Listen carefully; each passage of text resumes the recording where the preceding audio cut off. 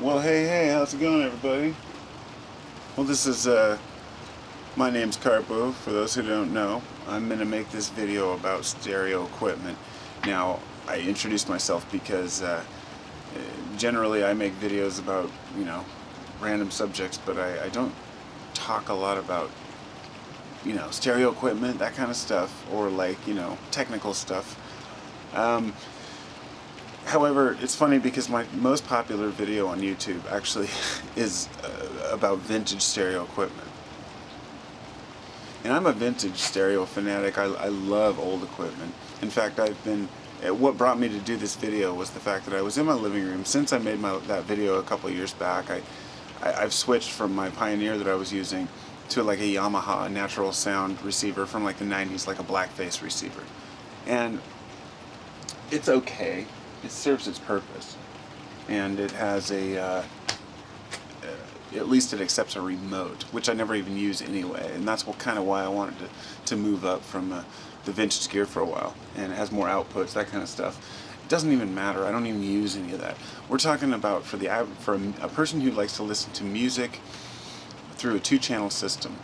Vintage gear is badass and far superior to anything you're going to find today for the same price. Now, given Goodwill is difficult to find good gear at these days, it's getting harder and harder as the stuff becomes rarer. But I read this article earlier where what inspired me to make this video was that after that Yamaha receiver, I was having a weird fuzz in my speaker, and I thought it was maybe the receiver, so I swapped it out with another receiver. I put in my old Pioneer SX-750, and instantly just fell back in love with that sound. I got all the lows. In fact, hooking that receiver up makes my turntable always vibrate, and I can barely use it. I have to put a cushion under it because of those lower frequencies it picks up. The other stereo would never do that, even at loud volumes. So I remembered that's why I'd swapped it out, and I thought, well, that's to my advantage because I like bass. So anyway, this stereo that I put back in, it's had the same problem with the speakers, so I swapped my speakers back out. And my speakers were these RTR 500s, the great big floor standing speakers, super heavy, 150 pounds or something each, crazy speakers. And I swapped them back out with these Sansui SP-2500x speakers. They're 5-way speakers with 2 mids that are shaped differently from each other. They're different speakers, and then 2 tweets, and then a bass, a 12-inch, and those things just kick. As soon as I put them back in, the chimes, the mids, everything picks up. They go really well with that, with that Pioneer, and I'm just instantly, all the music came to life, the movies came to life. And I'll say, if you're a person who likes surround sound and you're really into all that and you want to have your subwoofer, that's fine. I still have a subwoofer that I can utilize when I want to. It has its separate volume. But when I'm listening to music, I have 4 speakers, and most of those vintage gear will play 2 sets of speakers. I have the 2 Pioneers, and then I have a smaller pair, or the 2 Sansui speakers, then I have a smaller pair of, they're like Paradigms. They're like newer speakers. They're really nice speakers, but they're small, like 6-inch wall speakers that some, yuppies I worked for were just going to throw in the garbage. I'm like, dude, those are like $800 each. Anyway, I put those up, those $800 speakers, and they don't even compare to the old Sansuis I got for $20 at Goodwill, along with the receiver I got for $20 at Goodwill. And I read an article today where they had put up the original flagship Pioneer SX 1980, I think it is, receiver. There's also the XS 1200, which is highly desirable. Those started out at about $400 and went up from there back in the 70s, and now they're worth just as much, if not more, if they're restored. They put that up against Denon's flagship receiver, which is like $5,500, and they said that people preferred the sound of the Pioneer. And not only that, that all the specs are the same. The only difference is that the Pioneer, being older, actually pushes out 270 watts per channel. And they measured it, and it was 273.9 or something. So they're very accurate. And, for those who don't know, the reason why vintage gear is so desirable is because back then people actually listened to their equipment before they bought it. and they would go to the store, they would listen and compare stereos, and the stereo wars were going on where all the companies were trying to manufacture and get into the market and make the most money.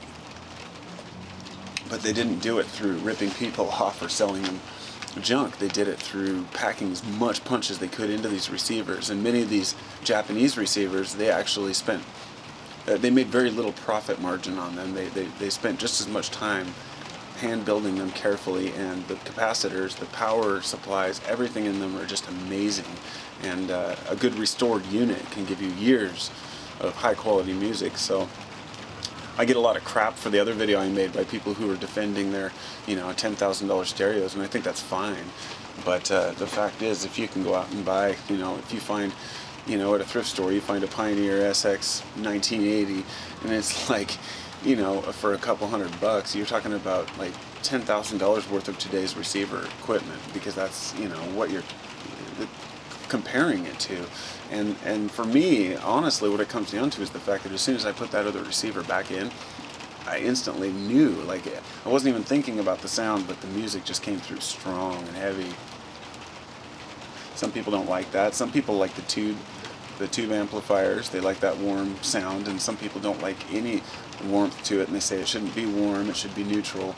But the fact is, it's not about warmth. To me, what the warmth means is that this receiver, the Pioneer, picks up a lot of lower frequencies, and you get down to some really low bass notes that you cannot pick up with any of these modern ones I have. I've got Pioneers, or Onkyo and Denon and all these various receivers, and none of them even compare to that Pioneer.